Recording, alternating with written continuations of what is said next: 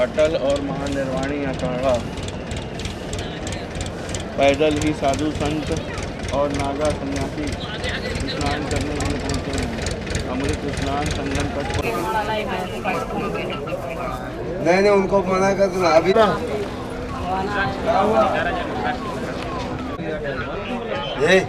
ये जाके नशा खाने जाओगे तो बहुत पीटूंगा। इधर उधर नशा नहीं खा।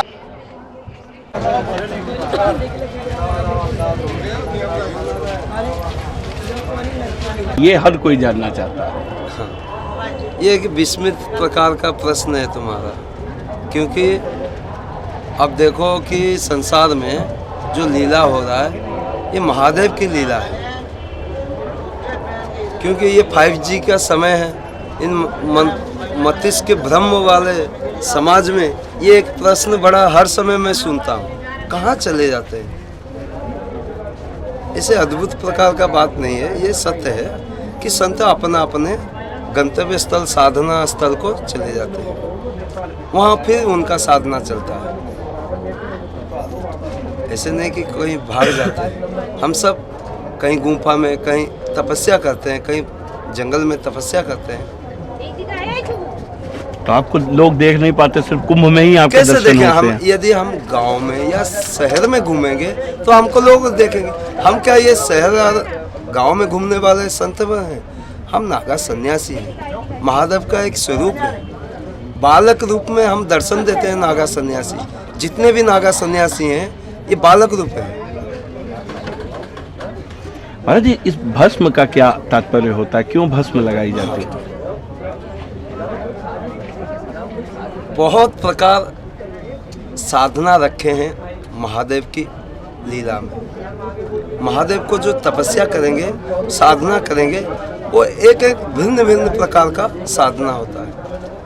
ये श्री दिगंबर का रूप है महादेव की। इसको विभूति में श्रृंगार होता है हमारा। ये एक कवच होता है। ठंडा से और ध्यान करने से एकाग्रता बढ़ता है शरीर। हाँ, इसीलिए इसको लगा। हाँ, ये भोलेनाथ का श्रृंगार है। भक्ति में भक्त और भगवान का जो लीला होता है उसमें एक भाव होता है। भक्ति भाव में वो कैसा भी बन जाता है। महाराज जी, अब कब दर्शन होंगे आप लोगों के?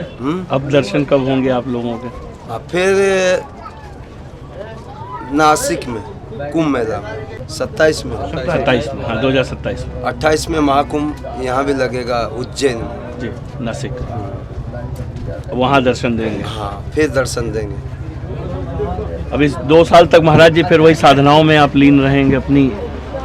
देखो, आप जूना अखाड़ा के अंदर बहुत बड़े बड़े तपस्वियों को दर्शन करोगे। ये मनुष्य कैसे पहचान पाएगा इतने बड़े बड़े तपस्वियों को? ये किस रूप में बैठे हैं?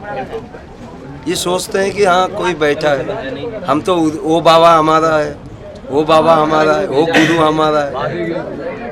ये सनातन का पहले चरण का गुरु है जो अंतिम और अनंत है।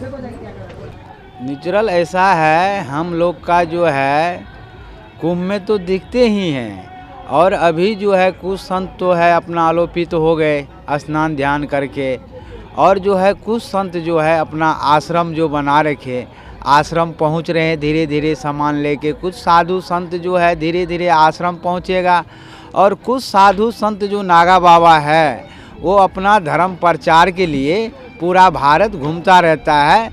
ऐसा है कि नागा बाबा हर जगह है, पूरे विश्व में हमारे नागा सन्यासी परंपरा फैला हुआ है।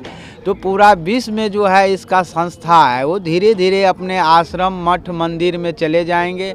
और कुछ जो साधु संत है वो जो है अपने पहाड़ों में आश्रम बना रखा है, जैसे नैनीताल, पिथौरा, अल्मोड़ा, भागेश्वर हैं, ये गंगोत्री, यमगोत्री हैं। ऐसी कई जगह पहाड़ों में भी ऐसी है कि सब साधु वहाँ भी बहुत से चले जाते हैं। और जो है कुछ साधु अपना प्रचार हेतु घूमता रहता है, और कुछ आश्रम मठ में धीरे धीरे जाने लगे हैं। इसलिए हमारे साधु संत जो है एकदम एकत्रित नहीं दिखता है।